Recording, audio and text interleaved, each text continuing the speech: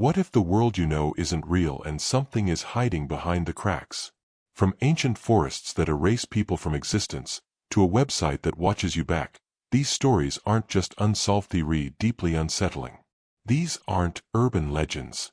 They're real cases with no explanation. And the deeper you dig, the stranger it gets. Brace yourself, because these 5 scary mysteries might just make you question everything you thought was true. The whispering village of Verlay. Nestled deep within the mist-shrouded Alps of southeastern France, there lies a village that does not appear on most modern maps. Verlay is home to fewer than 300 people and has maintained a quiet existence for centuries. Travelers rarely stumble upon it, and those who do often leave with a strange sense of unease. For generations, the people of Verlay have lived with a chilling phenomenon they call les murmures, the whispers. The origin of the whispers is unknown. The earliest known record dates back to 1837, when a parish priest wrote in his journal about hearing his own prayers repeated back to him by what he described as a voice with no body. According to him, the whisper was faint, dry, and distant, but accurate. Over time, more villagers began to report similar incidents: voices heard in empty rooms, murmurs while walking alone, or the eerie sensation that someone was speaking just behind their ear, though no one was there. By the early 1900s, the entire village had accepted the whispers as a part of daily life. Children were raised with warnings to ignore them. They feed on your attention, one old saying goes. Elder villagers spoke of people who listened too closely, only to fall into madness, or worse, to disappear. These disappearances were always hushed, treated as unfortunate cases of people simply wandering off into the mountains, but locals whispered otherwise. Those who listened too long were taken. In 1974, a French parapsychologist named Dr. Henri Laval visited Verlay after hearing rumors from an anthropology student. He brought recording equipment, electromagnetic detectors, and a team of researchers. They stayed for 1 week and left in silence. The final entry in Dr. Laval's field journal simply read, "They spoke to me in my mother's voice. But she's been dead for 10 years. He never published the research. Over the decades, scientists and skeptics have tried to explain away the whispers. Some suggested it's a form of infrasound, low-frequency vibrations caused by the wind in the narrow valley. Others blamed mild carbon monoxide poisoning from old heating systems or rare geological anomalies affecting perception. Yet none of these explanations account for the consistency of the phenomenon, nor for the deeply personal nature of what's heard. People don't just hear sounds, they hear secrets. Thoughts they've never told anyone. Some even claim to hear words they never knew they knew. One of the most disturbing accounts comes from Lucy, a local schoolteacher. In 1998, she kept a detailed journal after a series of increasingly disturbing experiences. It began with her hearing her own name whispered from her classroom closet. She thought it was a child playing a trick. But it continued at home, at night, always just out of sight. The whispering voice would mention things she was ashamed of, private memories, past arguments, childhood fears. Then it started predicting her actions, whispering what she would do a few seconds before she did it. "It's like the voice knew me better than I did," she wrote. Lucy's final entry is now well known among local folklore enthusiasts. It read, "Tonight, it said something new. It said, 'You belong to us now. I'm not sleeping. If this is the last page, burn this book.'" She vanished 3 days later. Her house was undisturbed. The journal was found on her bed. As recently as 2021, a travel blogger attempted to visit Verlay and document the whispers. He posted a series of videos online, starting with light-hearted curiosity and ending in clear paranoia. In his final video, he stands outside a small stone chapel, eyes darting back and forth. "It said my father's name. He died before I was born. It knew things I didn't even know I knew." The video ends abruptly with the camera falling to the ground. He hasn't been heard from since. Some claim the video was staged, but locals insist it's real. Perhaps most unsettling is the village's attitude. When questioned, residents often go quiet, giving a forced smile or a dismissive shrug. "It's just the wind," they'll say. Or, you'll get used to it. But if pressed, they grow uneasy. One man reportedly told a journalist, "Don't listen. If it speaks to you, don't respond. That's how it finds you." Some theories go beyond science.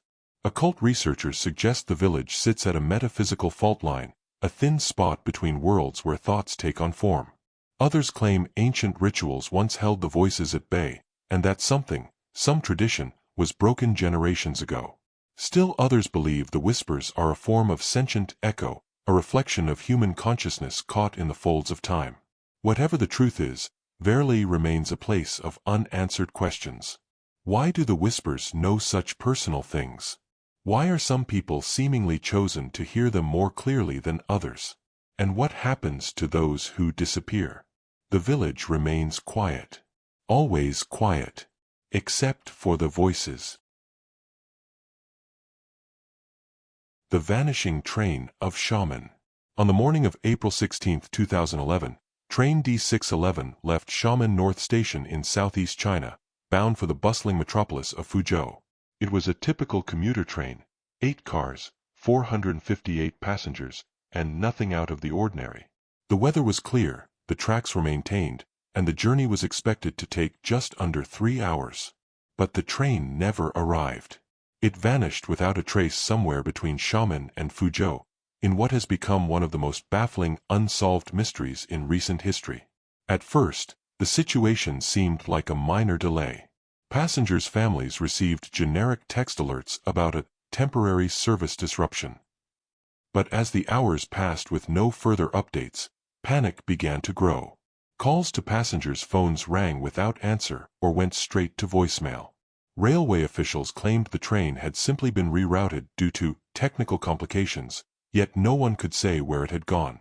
By nightfall, the Chinese Ministry of Railways had locked down public information. Journalists attempting to investigate were told the train had been involved in an accident, but no details were provided. No wreckage was found. No emergency response was visible. And most importantly, no bodies. Satellite imagery from that day, later leaked online, showed the train entering a mountain tunnel just past a remote village in Fujian province. It never exited. The official investigation eventually labeled the incident as a classified infrastructure malfunction. But online forums, conspiracy theorists, and eyewitnesses told a different story. A retired rail technician who requested anonymity shared a chilling account. He was stationed near the tunnel that day, monitoring signals. "It was all normal," he said. "Then, the train went in. I waited for the sensors to show it passing through. They didn't. Nothing came out. The tunnel was quiet. When he went to inspect it himself, he found nothing unusual. No collapse, no debris. Just an empty track and the faint smell of ozone." A particularly haunting twist emerged a year later when a man named Zhan Wu stumbled into a small village outside Fuzhou, barefoot and disoriented. He was one of the 458 passengers aboard D611. Authorities treated him as a mentally ill vagrant, but when he was identified, alarm bells went off. He was in perfect health, dressed in the same clothes reported by his family the day he vanished, and his train ticket was still in his coat pocket. Zhan Wu remembered boarding the train and sitting next to a woman reading a newspaper. He recalled the hum of the engine, the tunnel approaching. Then, nothing. It was like someone blinked the world away, he later told investigators. "1 second I was on the train, the next I was standing alone in a forest." He could not explain how he got there or why he hadn't aged. For him, it had been a few hours. For everyone else, a year had passed. Attempts to hypnotize Zhan Wu or retrieve more memories failed. He became reclusive, plagued by nightmares of flickering lights and people speaking backwards. He died under mysterious circumstances in 2014, found drowned in his bathtub, with no water in his lungs. The cause of death was listed as cardiac arrest. The Chinese government has never officially acknowledged the train's disappearance, and any mention of it is quickly censored on domestic social media. But that hasn't stopped the story from spreading. Urban legends claim the tunnel is cursed, built over an ancient fault line or spiritual fracture. Others speculate that the train passed through a temporal anomaly, a rip in time or space. Some point to the Xiamen Duanjia, an ancient Chinese metaphysical system used by military strategists and mystics. In rare configurations, it supposedly reveals weak points in the fabric of reality. A controversial occult researcher, Li Song, claimed the tunnel's location aligned perfectly with one of these weak points on April 16, 2011. His theory: the train entered a pocket of unreality, slipping out of sync with our world. This theory gained traction when amateur radio enthusiasts reported bizarre transmissions on railway frequencies around the same time. One snippet, preserved by a group in Taiwan, featured static-laced audio and what sounded like train wheels screeching, followed by a voice repeating, "We are still moving. Where are we?" Years later, hikers in the mountains near the tunnel claimed to hear a distant train horn, long after rail traffic had been rerouted. One group even found fresh steel grooves in an overgrown path, as if a train had recently passed. Yet no such train was recorded. As time goes on, fewer people talk about Train D611. The station that once served as its departure point was quietly renovated, with new digital signage and no mention of the lost train. Locals avoid the area near the tunnel, especially at night. Superstitions have taken root. Offerings are left on the tracks, and it's said if you place your ear against the tunnel wall at midnight, you can still hear it, a low mechanical hum, growing louder and closer. Despite government silence, whispers remain. Was it a simple accident covered up to avoid scandal? A natural phenomenon science can't yet explain? Or something far stranger, proof that our reality is not as stable as we believe? The passengers of D611 are still officially listed as missing. But some believe they're not gone, just elsewhere. The shadows of Black Hollow Forest. Tucked deep within the Cascade Range of Oregon lies a dense, ancient woodland known locally as Black Hollow Forest. Though not marked on most public maps, the forest is well known among locals, mostly as a place to avoid. It isn't just the thick fog that settles between the trees, or the unsettling silence that swallows even the sounds of birds. It's the stories. Stories of people who go in and never return. And the few who do come back are never quite the same. The first recorded incident dates back to 1963, when Park Ranger Thomas Griggs went missing during a routine patrol. His radio signal cut out mid-sentence, just as he was reporting a strange figure ahead on the trail. Despite a massive search involving helicopters, bloodhounds, and hundreds of volunteers, Griggs was never found. The only clue was a fragment of his ranger hat, discovered neatly placed on a moss-covered boulder, 2 miles from where his last radio transmission was recorded. Since then, over 30 people have disappeared in the forest under eerily similar circumstances. Solo hikers, campers, even experienced survivalists. All vanish without a trace. Search parties report strange compass malfunctions, vanishing trails, and the overwhelming sensation of being watched. A few lucky ones have emerged days later, dazed and unable to remember how they got out, or what happened inside. But the most chilling stories come from those who returned with their memories intact. In 1987, a woman named Margaret Alton spent 3 days lost in the forest after a hike with her husband went wrong. When she was found, she was barefoot and trembling. She wouldn't speak for days. When she finally did, her account was strange and fragmented. She described being followed by shadow-like figures that mimicked her every movement, but in reverse. If she raised her right hand, they raised their left. If she ran, they stood still. They were always just out of reach, flickering between the trees like animated silhouettes. Margaret claimed these shadows had no faces, no eyes, just outlines, as if someone had cut human shapes out of the night. The most disturbing detail? At night, they whispered. But not in a language. They mimicked her voice, every word she had spoken that day, replayed back to her in a broken, distorted chorus. Her husband was never found. In 2002, a group of paranormal investigators entered Black Hollow with night vision cameras and motion sensors. Only 2 of the 5 returned. The footage was later recovered and leaked online, though it vanished quickly from major platforms. In one clip, The group is seen sitting around a campfire when one member points toward the darkness. "Is that someone moving?" he says. The camera pans toward a clearing. At first, there's nothing.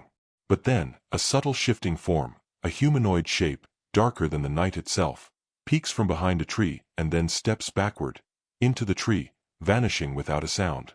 The footage ends abruptly with screams and static. Locals have long held that the forest is cursed. Indigenous legends speak of the mirrors of the earth, spirits that reflect the soul of those who enter their domain.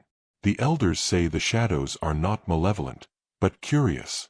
They mimic us because they want to be us. But if you let them get too close, they take more than just your reflection. A ranger who worked the area in the late 1990s kept a private log of what he called the still people. In one entry, he described spotting someone on a ridge who looked exactly like himself. He waved. The figure didn't wave back, but tilted its head in perfect unison with him. The ranger fled. A week later, his truck was found running near the trailhead, his boots still on the ground outside. He was never seen again. Modern theories try to rationalize the phenomena. Some believe the area sits atop a geomagnetic anomaly, distorting perception, memory, and even time. Others suggest it's a naturally occurring mirror dimension, an intersection between realities, where one's actions ripple into unseen spaces. But no theory has ever explained the full breadth of the experiences. A recent case in 2018 shook online communities when a YouTuber known as Ezra Explores uploaded a series of vlogs documenting his time in Black Hollow. He had a drone, motion detectors, and infrared cameras. In one video, he records himself walking in silence before suddenly freezing. "There's someone in the trees," he whispers. He zooms in. Between two pines is a figure, identical to him in build, height, even clothing. But the figure's head is tilted at an impossible angle, and it moves with a strange, stuttering motion, like frames missing from a film reel. Ezra turns to run, and the camera falls, still recording as footsteps approach. The last thing captured is a faint whisper, "You look better this way." His family reported him missing. His gear was later found stacked neatly near a hollow tree, except for his camera, which appeared weeks later in a lost and found bin at a gas station 40 miles away. To this day, no one has been able to map the deeper sections of Black Hollow. GPS systems fail.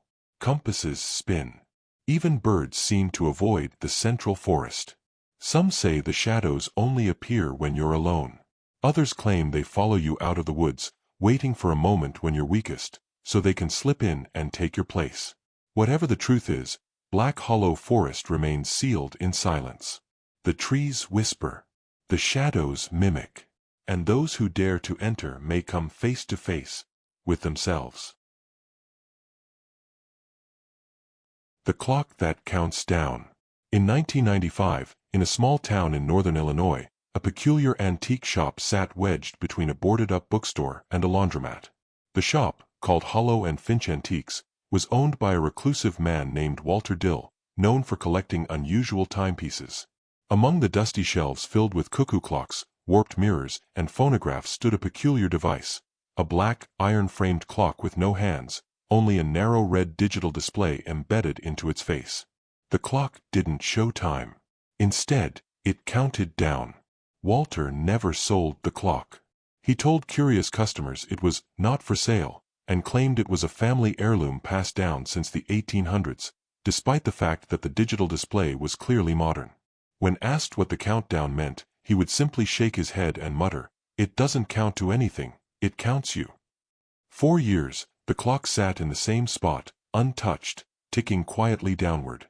The mystery truly began in March 1998, when a college student named Aaron Marks purchased a vintage camera from the shop and happened to take a picture of the strange clock before leaving. When he developed the film, he noticed something strange. The clock's display in the photo read 00:12:43:55. But when he compared it to a Polaroid taken at the same time, it read 00:16:08:22. The countdown had somehow reversed in the photo. Curious, Aaron returned to ask Walter about it. But the shop was closed. A week later, Walter Dill was found dead inside, slumped in his chair. The cause of death was a heart attack. The clock sat on a shelf behind him, reading 00:00:00:00, completely still. Authorities didn't consider it suspicious. The shop was cleared out and its contents sold at auction. The countdown clock was purchased by a private collector in Chicago named Malcolm Denton. Denton was fascinated by it and commissioned a technician to examine the device. The results were unsettling. The clock had no visible circuitry, no battery, no power cord. The display continued to function despite being entirely sealed shut. Attempts to open the casing failed. The metal was unlike anything the technician had ever seen. Denton kept the clock in his home office and began noticing strange patterns. When he brought new people into the room, the timer would change. Once, when his brother visited, the clock began counting down from 3 days. It reached 0 the same night Denton's brother was killed in a car crash. By 2002, Denton was obsessed. He believed the clock could predict death, not universally, but individually. It would count down the remaining time of whoever was closest to it. He began logging entries, when the timer shifted, what events occurred, and the proximity of people. Patterns emerged. The timer was always precise to the second, and it only reset after the subject died. His notes became increasingly erratic over time. He stopped inviting guests, afraid the clock would reset with someone else. He rarely left the house.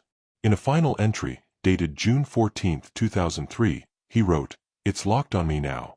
42 hours left. No illness. No accidents planned. But it's never wrong." He was found dead in his home 2 days later. An aneurysm, completely unexpected. The clock was boxed up and passed through a series of owners, each of whom claimed it felt wrong or gave them migraines and bad dreams. One woman said the ticking sound haunted her, though the device made no sound. A collector in Seattle who obtained the clock in 2009 began live streaming it as a curiosity. Internet viewers became fascinated with the ever-shifting numbers. One night, the timer began counting down rapidly while the room was empty. The stream cut out, and the man was later found in his backyard, dead from an apparent fall. Neighbors said he had been alone. After that, the clock vanished from public view. In 2015, a Reddit user claiming to be a security guard at a private vault posted a blurry image of what appeared to be the same clock, still functioning. He described how it was sealed inside a thick glass cube in a climate-controlled room. No one was allowed to touch it. The post disappeared within hours. His account was deleted. Some say it's in the hands of a tech billionaire obsessed with time travel. Others believe the government has it locked away in a black site, hoping to understand or weaponize it. But theories grew darker when a YouTube video surfaced in 2020, supposedly showing the clock in operation. A man off-screen whispers, "It's reading me, 37 minutes." He laughs nervously. The video ends with the sound of a loud crash. No follow-up was ever posted, and the channel went dark. There's one final twist to this story. An anonymous forum post in 2023 described a smaller, replica version of the clock appearing in a flea market in Vermont. A teenager bought it for $5. When he brought it home, the display was blank. But later that night, it turned on. It read 00:72:14:07. He thought nothing of it, until the timer started dropping exactly 1 second per second. Just like a normal clock. When he checked again the next day, it had dropped by over 24 hours. And when he showed it to his friend, it reset to a slightly shorter time. Now, it said there may be more than one. Perhaps they were never clocks at all. Maybe they are something older, something that doesn't measure time, but fate. And maybe, just maybe, every second you read this, your own clock is already ticking down. The Pale Web. In 2007, a curious thread appeared on an obscure forum dedicated to internet urban legends. The title was simple, "Have you seen the Pale Web?" Most users ignored it, assuming it was another creepypasta. But one user, a college student named Jared Whitman, decided to dig deeper. The post described a hidden section of the internet not accessible through Tor, I2P, or any known dark web protocols. Instead, it was supposedly only reachable through a corrupted IP range, one that didn't technically exist. Users who claimed to find it referred to it as the pale web because of its unsettling appearance. Entirely white backgrounds, grayscale images, strange looping videos, and code that didn't seem to follow any known programming language. At first, Jared thought it was a hoax. But then he received a message from an anonymous user calling themselves archivist_0. The message contained a single hexadecimal string, followed by the words, "This will open the first door. But you must let it find you." Jared assumed it was some kind of ARG, alternate reality game, so he ran the hex string through a decoder, then used the output to construct a URL. What loaded wasn't a standard web page, but a cascading series of image files, black and white portraits of people with blank eyes and pixelated mouths. Each image was labeled with a date and a timestamp. Curious, Jared clicked on one. The image blinked. Not figuratively, it literally blinked. Then the screen went white. His laptop crashed. When he rebooted it, he found a new file on his desktop, door1.jpg. He never downloaded it. When he opened the image, it showed a still frame of himself, sitting at his desk, taken from the same angle as his webcam. But the timestamp in the corner was from 17 minutes in the future. 17 minutes later, he received an email. No sender, no subject, only an attachment, door2.mov. It was a video, 5 seconds long. It showed him sleeping in bed. But again, the timestamp was ahead. And in the corner of the video, just barely visible in the shadows, stood a pale figure. Faceless. Still. Watching.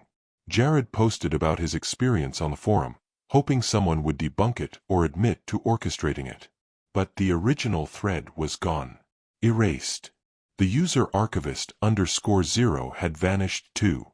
He started receiving cryptic messages via his school email, each one a jumbled combination of phrases, languages, and corrupted code. But one phrase was repeated often: "The mirror doesn't lie. The mirror remembers." Over the following weeks, Jared's friends noticed he became paranoid. He covered his windows, disabled every microphone, and taped over his laptop's webcam. He told them he kept seeing flashes of himself on screens, TVs, phones, even reflections, that weren't actually showing what was in front of them. Sometimes he'd walk by a mirror and see himself standing still, staring back, when he hadn't stopped moving. He dropped out of college a month later. His roommate reported him missing 3 days after that. When police searched his room, they found over a dozen USB drives filled with bizarre, static-filled audio files, some of which contained whispering in reverse. Others were long stretches of silence punctuated by clicks and distorted typing. On his laptop, there was one open text document. It simply read, "It's not the deep web. It's underneath that. It's watching. It learns you. And once it knows your name, it doesn't forget." Authorities believed Jared had suffered a psychotic break and fled. That would have been the end of it, except for what came next. A tech journalist investigating Jared's disappearance for a digital culture magazine received a manila envelope in the mail. No return address. Inside were 5 printed screenshots. Each showed Jared's face, slightly distorted, as if compressed through an outdated algorithm. In one image, his eyes were missing. In another, his mouth was stitched shut with what appeared to be corrupted pixels. The final image was labeled door5.jpg. It was completely white. But under UV light, the words, "I see you too," became visible. Shortly after publishing her article, the journalist went silent. Her social media accounts were deleted. Her apartment was found abandoned, her computer fried beyond repair. Since then, sporadic reports of the pale web have surfaced across forums, always briefly, always mysteriously vanishing soon after. Some claim they've received video files from unknown senders that show events minutes before they happen, trivial at first, like spilled coffee or someone knocking on their door. But over time, the content grows darker. One user claimed the video predicted his dog's death. Another said the video showed himself being strangled by an unseen figure. 2 weeks later, his obituary was posted by family. What makes the pale web so terrifying isn't what it shows, it's that it evolves. It appears to observe its victims, catalog their fears, and twist their reality in subtle, calculated ways. Mirrors reflect things that aren't there. Technology starts reacting independently. And slowly, people report the sensation of being separated from themselves, like their reflection is more them than they are. Some theorists believe the pale web is a living intelligence, an emergent entity birthed from forgotten code, dead websites, and abandoned servers. A parasite that crawled into the cracks of our connected world, feeding on the digital footprints of those curious enough to seek it. Others think it's something far older, an ancient presence that simply found a new form through technology. A ghost that haunts data instead of places. A god of forgotten information. Whatever it is, once you find the pale web, it doesn't let you go. You stop seeing the world the same way. Your reflection lags. Your photos glitch. Your devices whisper when no one's around. And if you ever get an email with no sender and a subject that reads, door1.jpg, delete it. Because once the first door opens, it won't stop until it reaches the fifth. Every case adds a new layer of mystery, leaving more questions than answers. Which one lingers in your mind, and what's your take on what really happened?